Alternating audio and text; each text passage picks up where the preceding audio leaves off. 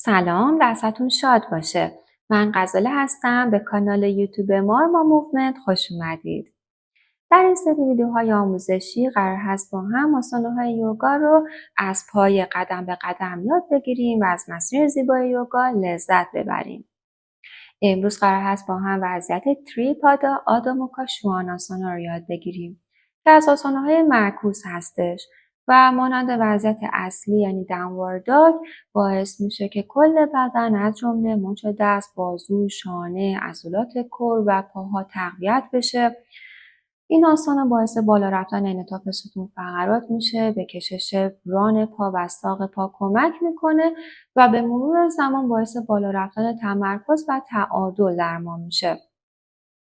توجه داشته باشیم که اگر در ناحیه ستون فقرات، گردن، شانه، زانو و لگن آسیب یا جراحتی داریم، اگر مشکل فشار خون یا مشکلات قلبی خاصی داریم، حتما با پزشک قبل از تمرینات مشورت داشته باشیم و تمرینات رو با صدای بدن و آگاهانه جلو ببریم. میتونید امروز در کنارتون آجر یوگا داشته باشید یا از یه پد یا پتوی استفاده کنید برای اصلاح وضعیت. همینطور میتونید تمرینات رو در کنار دیوار انجام بدید که اگر نیازتون شد از دیوار برای اصلاح وضعیت و آگاهی بیشتر استفاده کنید. مثل همیشه کمی بدنمون رو با تمرینات کششی گرم و آماده میکنیم و بعد وارد آموزش امروز میشیم. بریم که با هم تمرین امروز رو شروع کنیم.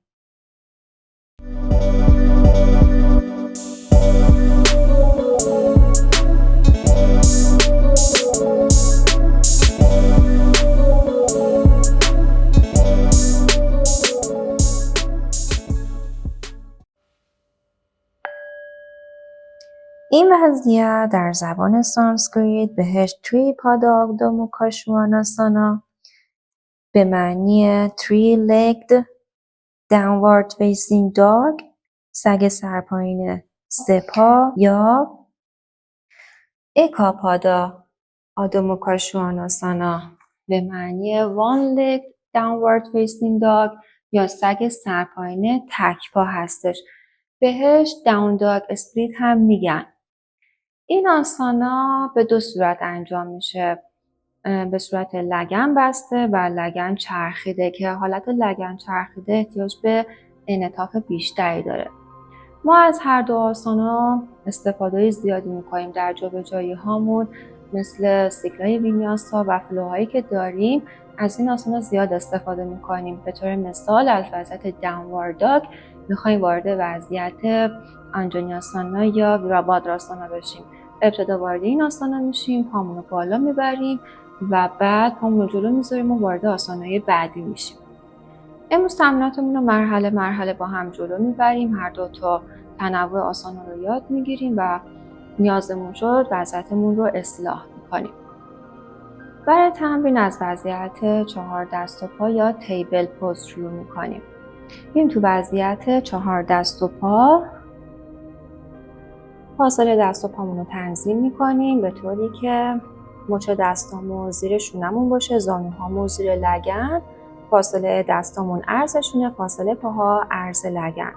انگشتام از هم فاصله داشته باشه، با دستام توی زمین ریشه بکنم، با دستام زمین رو فشار میدم، آرنجام صاف باشه، پشتم رو صاف میکنم، گردنم در راستای ستون فقرات هست، نافم رو داخل میکشم، کارم رو فعال میکنم.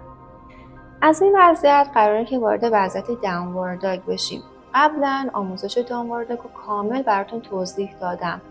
اگر احساس میکنید توی این آسانا نیاز به اطلاعات بیشتری داری، باید نکات بیشتری یاد بگیری، حتما برگردید و با این آسانا تمرین بکنید، با آگاهی بیشتری وارد تمرین بشید. خب، پشتم صاف و کشیده هستش، یک دم میگیرم، با بازدم لگنمو میکشم عقب بالا، میرم تو وضعیت داونوارد داگ. برای شروع کمی پاهامو جا به جا میکنم، زانوامو خم و راست میکنم، شونه‌هامو بالا پایین میکنم، بدنمو آماده بکنم. وضعیت داونوارد داگمو پیدا میکنم، انگشتام به سمت جلو هستش، با دستام زمین رو فشار میدم، شونه‌هامو عقب میکشم، نگاهمو میکشم عقب، پشتم در راستای بازوم هستش، پشتم رو صاف و کشیده میکنم. اگر پاشنه پام زمین نمیرسه یا که کمرم گرد میشه، شونم جلو میره، میتونم کمی زانوامو خم بکنم، رون پاهام به سمت شکمم بکشم. دوباره با دستام زمین رو فشار میدم، پشتم رو صاف و کشیده میکنم، واسنم رو میکشم بالا. دم میگیریم در راستای ستون فقرات، بازدم، آروم هوا رو خارج میکنیم. تو گردنم فرو نرفت، یعنی خودم رو شل انداختم پایین، آرنجام صاف باشه، فشار تو دستم باشه. خیلی خوب. از این وضعیت قرار هستش که یک پامون رو بالا ببریم. این کار به 2 صورت انجام میشه. یک فاصله میندازیم، مچ دستمون رو رول میکنیم، خستگیمون بره و بعد دوباره وارد وضعیت داونورد داگ میشیم. دوباره وارد وضعیت 4 دست و پا تیبل پوز میشیم. فاصله دست و پامون رو تنظیم میکنیم، انگشتام فاصله داره، پنجه پامون زمین فشار میدم، لگن عقب بالا، دوباره میریم تو وضعیت داونورد داگ. خب وزنمون رو توی بدنمون تقسیم میکنیم. فشار توی دست و پاهام به یک اندازه هستش تو وضعیت داونورد داگ. میخوام که پای چپم رو صاف بکشم به سمت بالا با لگن بسته. چیکار میکنیم؟ وزنمون رو روی پای راستمون میندازیم. روی پای چپ احساس سبکی میکنم. وزنم رو طوری تقسیم میکنم که بدنم کج نشه. با دستام زمین رو به یک اندازه فشار میدم که وزنم یه وری نیفته، بدنم کج و کوله نشه. فشار تو دست، با پای راستم تو زمین ریشه کردم، دم میگیرم، پای چپم رو میکشم به سمت بالا. توجه داشته باشم وقتی که پام بالا میره تنم جلو نره، باسن جلو نره، شونه عقب بمونه، پشتم صاف بمونه. گاهی به خاطر کوتاهی عضلات میبینیم پامون بالا میره، پشتمون گرد میشه. میتونی زانوی عقبی رو کمی خم بکنی، پاشتو بتونی صافتر نگه داری. پس چی شد؟ فشار تو دستام به یک اندازه هستش، با پام زمین رو فشار میدم، پای مخالف رو صاف میکشم به سمت بالا.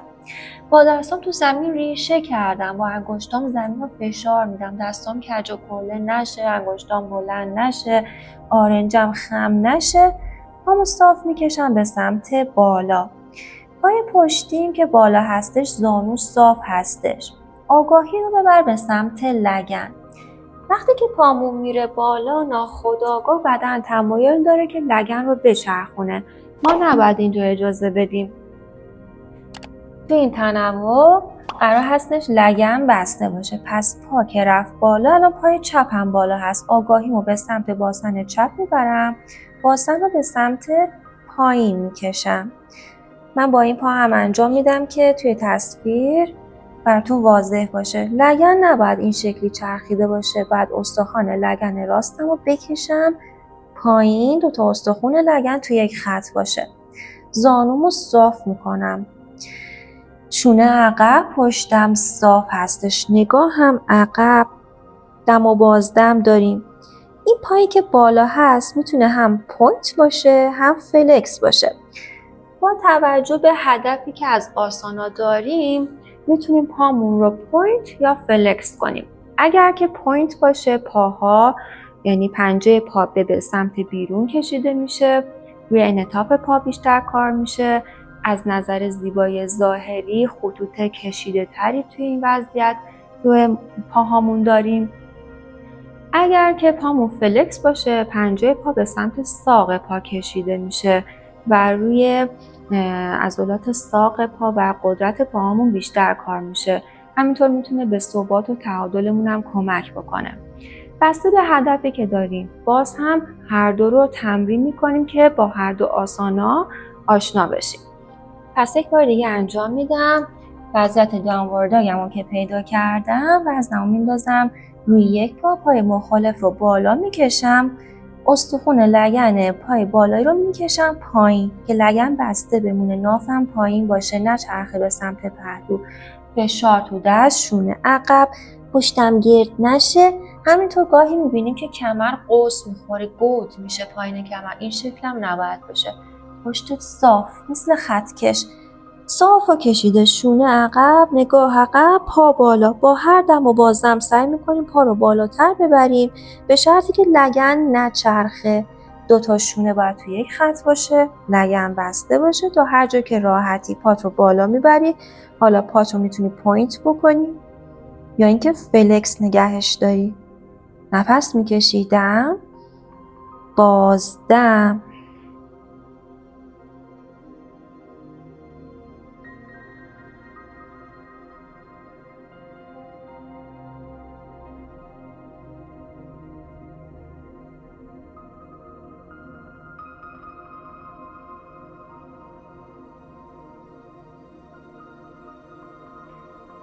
دم، بازدم. برای برگشت آروم پات رو زمین میذاری، زانوت رو میذاری زمین، میری توی وضعیت چایلد پوز یا هر وضعیتی که دوست داشتی استراحت میکنی. مچ دستت رو رول میکنی، خستگی روی دستت برداشته بشه. میخوایم وضعیت دوم رو یاد بگیریم که توی این آسانا لگن میچرخه. نیاز به انعطاف بیشتری تو ناحیه لگن داریم. شاید اوایل کمی برامون مشکل باشه ولی به مرور زمان که انعطاف لگن بالا میره راحت تر میشیم. پس چیکار میکنیم؟ دوباره میریم تو وضعیت داونورد داگ. سگ سرپایینمون رو پیدا میکنیم، پشتمون رو صاف و کشیده میکنیم. میخوام که پای راستم رو بالا بکشم. دوباره شونه ها عقب هستش، با دستام زمین رو فشار میدم، وزنم رو پای چپ میندازم، پای راستم رو صاف میکشم به سمت بالا. اینجا قرار هستش که لگن رو بچرخونم. برای اینکه لگن چرخیده بشه راحت تره که با زانوی خم انجام بشه. پایی که بالا هست زانوش رو خم میکنم، پاشنه رو میکشم به سمت بازن. آگاهیم توی دستام هسته، شونه نباید بچرخه توی این وضعیت. آگاهیمو برم تو استخوان لگن راستم. استخوان لگن راستم رو میکشم به سمت بالا و عقب. یعنی که آگاهیتو ببری به سمت زانوت، میکشه زانوتو بالا و عقب. نافت به سمت پهلو باز میشه. پس یه بار دیگه. الان نافم پایین هستش به سمت مته، لگنم رو بچرخونم، نافم به سمت پهلو باز میشه. چرخش تو ناحیه لگن داریم. خب میبینیم که وقتی که لگن رو میچرخونم ناخودآگاه بدنم هم میچرخه. نباید همچین اتفاقی بیفته، نباید شونم بچرخه. وقتی که لگن رو چرخوندی آگاهی تو میبری به سمت شونه دست راستت. شونه راستتو پایین میکشی، زیر بغلتو پایین میکشی، با دست زمین رو فشار میدی، پشتتو صاف و کشیده میکنی. با هر دم و بازم سعی میکنی لگنت رو بازتر کنی. دم میگیری، لگن باز میشه، شونه راست دوباره پایین برمیگرده. تا هر جا که راحتی. پنجه پات هم میتونه پوینت باشه یا فلکس باشه. من یه بار دیگه همین رو با پای مخالف انجام میدم. الان توی داونورد داگ هستم. آگاهیمو برم به سمت پای چپ، از زمین جداش میکنم، زانو رو خم میکنم، لگن رو میچرخونم. آگاهی تو شونه چپ، شونم رو میکشم پایین، دوباره لگن باز، شونه پایین. تعادلمون رو حفظ میکنیم. این وضعیت نیاز به انعطاف بیشتری داره. آگاهی بیشتری باید داشته باشیم و عضلات کارمون بیشتر کار بکنیم تا بتونیم تعادلمون رو حفظ بکنیم و بدنمون توی این وضعیت منحرف نشه. عالی. اگر که خواستیم وضعیتمون رو اصلاح بکنیم به طور کلی، اگر که زیر دستامون آجر بذاریم یا یه ارتفاع قرار بدیم، تمرین برای ما آسان تر میشه. میتونیم یه آجر زیر کف دستمون بذاریم توی وضعیت داونورد داگ. با دستامون آجرمون رو فشار بدیم، باسنمون رو به سمت عقب و بالا بکشیم. فشار تو دستت باشه، یه پاتو بالا ببر، لگن بسته، خواستی خمش کن، لگنت رو باز کن، شونت رو پایین بکش. با دست رو آجر هم میتونید این تمرین رو انجام بدید. وضعیت رو براتون راحت تر میکنه. همینطور ما میتونیم این تمرین رو در کنار دیوار انجام بدیم. میتونیم پامون به جای اینکه بالا باشه خودمون تعادلمون رو حفظ کنیم، پامون رو روی دیوار قرار بدیم. یک بار من این تمرین رو کنار دیوار انجام میدم. این شکل که وزنمون رو روی یک پا میندازیم و روی پای راستم میندازم، رو پای چپ سبک میشم و پای چپ هم میکشم بالا.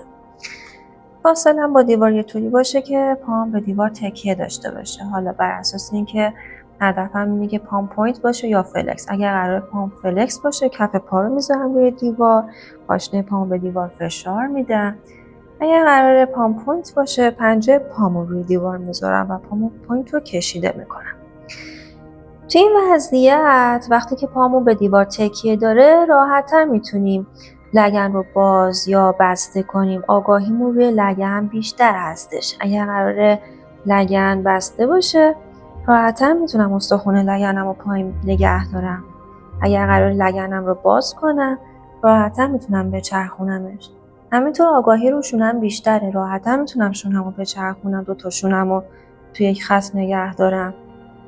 پس با تکیه پامون به دیوار راحت‌تر میتونیم لگن و شونه‌هامون رو بچرخونیم و اصلاح وضعیت داشته باشیم. به این ترتیب آگاهی میشینه توی بدنمون و این آسانا رو راحت‌تر میتونیم بدون استفاده از ابزار پیدا کنیم. همینطور ما میتونیم این وضعیت رو برای خودمون چالش برانگیز کنیم. چیکار میکنیم؟ برای اینکه وضعیت رو برای خودمون چالش برانگیز کنیم دوباره میریم تو وضعیت 4 دست و پا، فاصله دست و پا رو تنظیم میکنیم، دم میگیریم با بازدم لگن عقب بالا، داونورد داگ. خودمون رو توی داونورد داگ پیدا میکنیم. از اینجا قرار هستش وارد وضعیت داونورد داگ تک پا بشیم. خب میخوام که پای راستم رو بالا بکشم، وزنم رو پای چپ میندازم، با پای چپ زمین رو فشار میدم، پشتم صاف و کشیده، وزنم توی دست‌ها تقسیم شده، دم میگیرم، پای راستم رو میکشم به سمت بالا. حالا میخواد پوینت باشه یا فلکس باشه. لگنم بسته هستش. وقتی که پامون فلکس باشه تعادل راحت تره. حالا اینجا قرار هستش که دست مخالف پای بالایی از زمین جدا بشه و بیاد کنار بدن نگهش داریم. دست مخالف میشه دست چپم اینجا. با دست راستم زمین رو فشار میدم، اجازه نمیدم شونم بره جلو. فشار تو دست راست، آهسته آروم آروم. دست چپم سبک میشه، به سمت عقب میاد، از زمین جدا میشه، میاد کنار پهلو. وزنم رو تو بدنم تقسیم میکنم، کور فعال، پا فعال، شونه عقب، دم، بازدم. آروم دستمون رو میذاریم زمین، پامون رو برمیگردونیم میذاریم زمین. عالی. به این شکل نیاز هستش که از کور بیشتری استفاده کنیم، عضلات کورمون رو فعال کنیم، فشار تو دست، آگاهی روی شونه، کور، پا، خودمون رو به چالش میکشیم. هر جایی از مسیرمون هستیم، چه تازه شروع کردیم چه پیشرفته هستیم، سعی کنیم از مسیرمون لذت ببریم. هر جا نیاز هست از ابزار کمک بگیریم، وضعیت رو بر خودمون اصلاح کنیم. اگر حس کردم آگاهی نشسته توی بدنم، وضعیت رو بر خودم چالش برانگیز کنم.